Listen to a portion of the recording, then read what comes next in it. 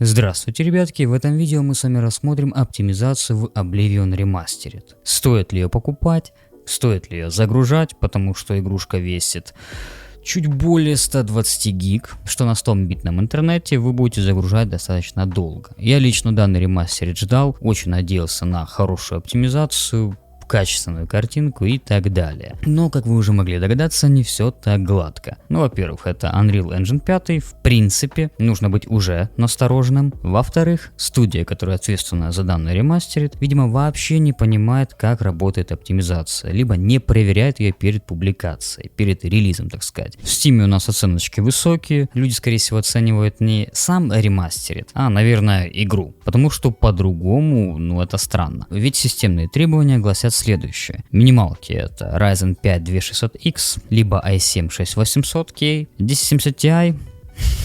Посмотрим. А рекомендованные это 3600X, то есть сколько процессору данному лет? Минимум 5. И видеокарта 2080, либо 6800 XT. В принципе, смотришь на требования, думаешь, игра, допустим, на моей системе, характеристики на вашем экране, должна летать прям вообще без проблем с FSR Native AA и так далее и все подобное. Причем даже в 4К. Но людям, видимо, нравится, как их кидают через одно место. Русского языка у нас нет, в принципе, тоже очевидно, потому что Starfield выходил без русификатора. Но ничего страшного. Фанаты уже поднапряглись и выпустили первую версию русификатора. А если быть точным, перенесли от 1С. Можете поискать сами, либо у меня в телеге. Насчет драйверов. У меня стоит последняя версия, AMD-шки выпустили как раз в день релиза. Это, собственно, для тех ребят, которые кричат, что AMD обычно выпускает драйвера где-то через месяц, через два после релиза игры. Но в AMD Software почему-то не писалось о том, что вышли новые драйвера. Хотя галочку я ставил, чтобы последняя версия у меня загружалась. Тем не менее, нужно будет загрузить драйвишки, потому что у нас в них расширилась поддержка FSR 4.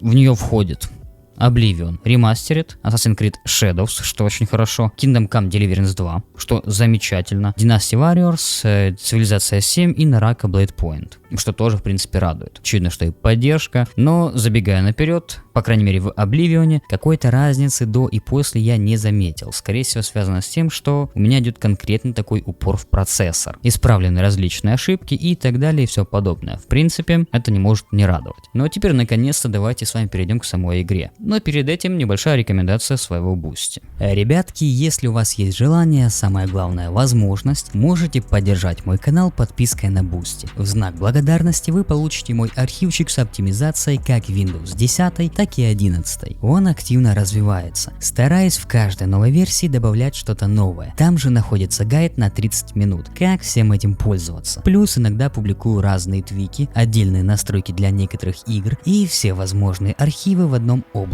А также у меня есть Telegram, в котором я делюсь игровыми новостями, когда следующий ролик и так далее. Ну и конечно же наш Discord сервер. Мы там общаемся, играем и решаем проблемы, которые у вас могли возникнуть. За любую активность буду благодарен. Отвечаю всем и постоянно. Ссылочки в описании. Собственно, оказавшись в самой игре, мы как раз таки можем затестить русификатор. Как утверждает автор, требуется вычетка, потому что где-то могут быть ошибки и где-то могут быть английские словечки. Теперь конкретно по оптимизации. Начало, я думаю, вас не очень сильно радует. Несмотря на то, что написано, что видюшка у нас работает на 2800, даже бывает 3000 МГц, нагруженность 90-92%, что тоже очень даже неплохо. Процессор моментами прыгает до 70%. В принципе, вроде как по показателям все более чем нормально. Но, как вы знаете, не всегда должен быть загружен процессор под 100, когда у нас срабатывает условное бутылочное горлышко. Как мы можем определить, что у нас нагрузка идет в процессор? У нас, допустим, по показателям все вроде как нормально. Если при смене разрешения, либо при смене настроек графики, FPS вообще не меняется. Сейчас у вас на экране 2К разрешения, Full HD и 720p. Далее. По настройкам. Добавили FOV, можем играть на 70, как и раньше, либо аж до 100,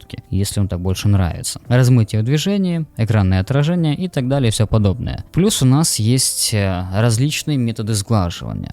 На видеокартах NVIDIA будет DLSS, очевидно, на видеокартах AMD, либо Intel, FSR и плюс, как вы уже слышали ранее, FSR 4. Не знаю, почему здесь это не написано, но если мы перейдем и посмотрим, то у нас указано, что Fidelity FX Super Resolution 4 состояние активно и вроде как работает. Плюс у нас есть XS, работает на самом деле очень даже неплохо. А также другие виды сглаживания. Выключено FXAA, TAA и TSR. Допустим, выключаем сглаживание и все методы масштабирования. Подтверждаем настройки, все углы не сглаженные. Это заметно, FPS не прибавился. Теперь включим FXAA. Разницы, конечно, особо нет, но чуть-чуть где-то там какие-то края сглаживаются. При этом на FPS обычно не влияет. Ну, в играх с нормальной оптимизацией. Далее, TAA. Правда, дает чуть-чуть мыльца. И TSR сглаживание. Работает замечательно, даже лучше, чем TAA, что очевидно. И теперь вы, наверное, думаете, ну раз уж сглаживание никак не влияет на FPS, то скорее всего масштабирование изображения должно кардинально изменить ситуацию. Native AA вы уже видели. Очевидно, что он обычно кушает больше всех FPS, при этом картинка у нас более четкая, более детализированная, то есть замечательно, как и DLAA. Но ставим качество.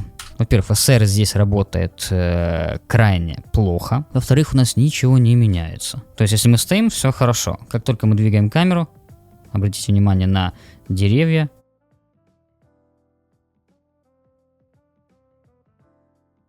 Думаете, ну ладно, может быть, если качество не дает FPS, зато картинка хорошая, может быть, даст баланс. Давайте проверим. Картинка явно ухудшилась, но по FPS у нас все печально. При этом, знаете, что самое интересное? Что когда вот мы начинаем новую игру, и мы там вот в канализации выбираемся из тюрьмы, наш FPS почему-то выше 60. То есть у меня было где-то 70, даже бывало 80. Как только я вылез, начались такие проблемы. Но не всегда. Некоторые места уже там были с проблемами. Почему-то резкий такой дроп, бэмс, с 70 до 40. Можем, по сути, зайти в канализацию и посмотреть. Здесь у нас по FPS все замечательно. То есть можем, по сути, играть без проблем. Даже если мы поставим здесь Native AA, у нас он применяется. То есть 60 FPS, в принципе, более чем играбельно. Для меня лично. Качество, сколько здесь у нас? 100 FPS. То есть играется отлично. Думаешь, о, сейчас поиграем. Сейчас по оптимизации все замечательно. И обратите внимание на то, что у нас процессор загружен так же само, частота такая же самая, но FPS реально в 2 почти с половиной раза больше. Стоит только выйти с канализации, как у нас в открытом мире вот такое огромное количество FPS. Я боюсь представить, что будет на других системах с более слабыми процессорами. Ведь 7600X впервые такой, когда у меня идет упор в процессор. Это впервые. Поставим с вами производительность. Картинка сильно ухудшается, но FPS не меняются. Бьем этого говнюка. Даже, кстати, бывают фризы. Ставим ультропроизводительность. Самое плохое качество, и оно тоже нам ничего не дает. Ни FPS, ничего. Но играть-то, конечно, невозможно. Теперь возвращаемся взад, потому что по FPS все равно то же самое остается. На 44 кадра. И вы, наверное, думаете, ну окей, раз уж сглаживание, масштабирование, смена разрешения экрана не дает нам ничего по FPS, значит проблема в качестве графики. Ставим самый низкий графоний. В принципе, да, FPS вырос на 1 кадр, возможно.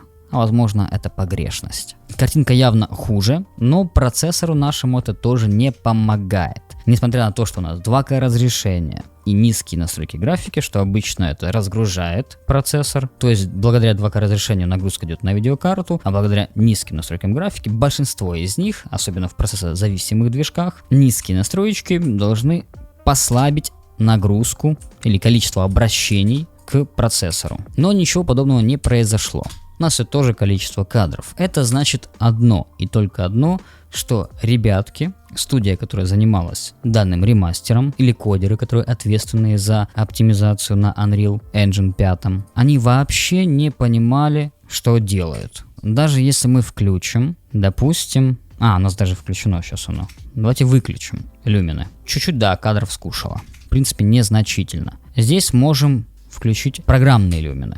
То же самое по FPS. То есть неважно, будем мы выключать, включать, еще что-то делать. FPS на одном уровне. если фоп поменяем, тут поставим так. Некоторым, кстати, может помочь, если у вас там более-менее что системы, но есть иногда проблемы. Некоторым помогает это ограничение FPS-иков. То есть, когда у нас движок зависит от CPU-шки, то ограничения либо вертикалка чаще всего помогают. Ну, вот такие посмотрели, думаете, ну ладно, окей, что же все-таки делать, как поиграть? Во-первых, самое важное и самый проверенный способ, возможно, если разработчики ответственные ребята, это ждать различные фиксы, потому что очевидно, что здесь проблема в нагруженности. Видите, сейчас у нас видеокарта кушает всего лишь 2600, бывает 2400, бывает 2900, то есть очень резкие скачки. Я даже бегал, у меня было вот 200, бывает 1800 и так далее и все подобное. Это ненормально, естественно. Поэтому нужно ждать, очевидно, это патчи, которые, скорее всего, должны исправить данную проблему. Во-вторых, если у вас есть поддержка генерации кадров, это единственное решение, которое может вам помочь. Применяем, включаем и наблюдаем. У нас 80 FPS. То есть вот сейчас можно играть. Задержка есть, она чувствуется, небольшая, если честно. Но я не любитель генерации кадров, это способ не для меня. Я лучше подожду патчи. Собственно, это как раз таки то, что я вам хотел рассказать по поводу оптимизации в Oblivion Remastered. Потому что ребятки посмотрят на системные требования, подумают, ну окей, игрушки все-таки там 20 лет практически. Системные требования вроде как легкие, можно будет покупать, играть без проблем. Вот вам как раз таки ответ. Если у вас мощнее процессор, допустим, там как минимум Ryzen 7 9700X, тогда, я думаю, не будет проблем. Это минимальный процессор, мне так кажется, для данной игры без патчей. Плюс, чтобы вы понимали, что русификатора нет, озвучки тоже на русском нет. Поэтому, если ваша система очень слабая, и вы прямо сейчас покупаете игру, либо загружаете ее, подумайте несколько раз. Рекомендую все-таки подождать патчей. Все моды, которые я перепробовал, все вариации с биосом, которые я тоже перепробовал, ничего не помогло, ничего не решило проблему. Как-то так, ребятки. С вами был Каска. Желаю высокого FPS.